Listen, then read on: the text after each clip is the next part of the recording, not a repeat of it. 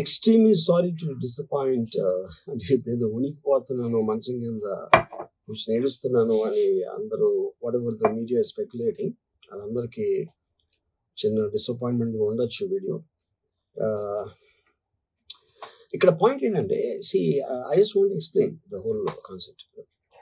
ఇప్పుడు నేను ఆల్మోస్ట్ ఒక 1 year బ్యాక్ ఏదో ట్వీట్స్ పెట్టాను అనే ఎలిగేషన్. ఆ ట్వీట్స్ ఎవరో మనోభావాలు దెబ్బతిన్నాయి.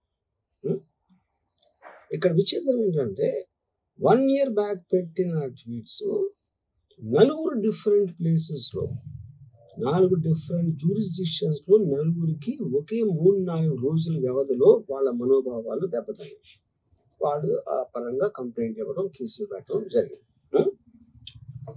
ఇక్కడ పాయింట్ 1 ఎవరి మీద అయితే నేను పెట్టానని వాళ్ళు చెప్తున్నారో వాళ్ళకి లేదు, ఎవరో థర్డ్ పార్టీ అసలు సంబంధం లేని.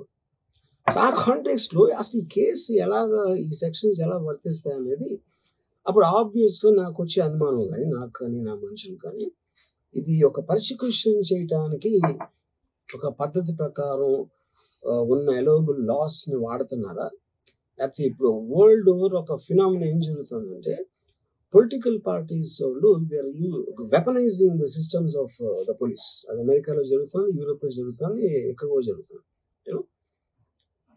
అప్పుడు నేను ఏ ఒక్క వ్యక్తిని ఒక పోలీస్ ఆఫీసర్ని కానీ ఒక పొలిటికల్ పర్సన్ కానీ నేను బ్లేమ్ చేయట్లేదు. I think it happens in certain ఒక ఏమంటారు దాన్ని ఒక వే. అది అందరూ కూడా ఎంతో కొంత అది చేయటానికి టెంప్టేషన్ ఉండొచ్చు. But eventually there is the law of the land which will take the final call. So అది that I completely agree, believe in that and I abide by that as a citizen.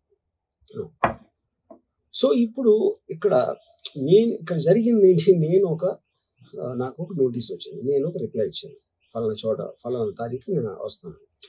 అప్పటికి నాకు జరుగుతున్న పని ఒక ongoing schedule ఉంది కాబట్టి, నా film work ఉంది కాబట్టి అవ్వలేదు. అండ్ ఇట్ ఈస్ వేరే ప్రొడ్యూసర్ చేస్తాను, ఆ ప్రొడ్యూసర్కి నష్టం వస్తుంది కాబట్టి నేను మళ్ళీ టైం అడిగాను. ఇదేంటి కేసు, ఇదేం అర్జెంట్ కేసు అంటే 1 year తర్వాత ట్వీట్ చూసిన అతనికి 1 weekలో అన్నీ అయిపోవాలనేది ఏమన్నా మీనింగ్ ఉంటుంది అసలు అదే దానికి? So which basically means it is being done for purposes other than the urgency of the case. ఇప్పుడు అర్జెన్సీ ఆఫ్ ద కేస్ అంటే మీరు మర్డర్లు వీడలు ఇన్ని జరిగి సంవత్సరాలు తీసుకుని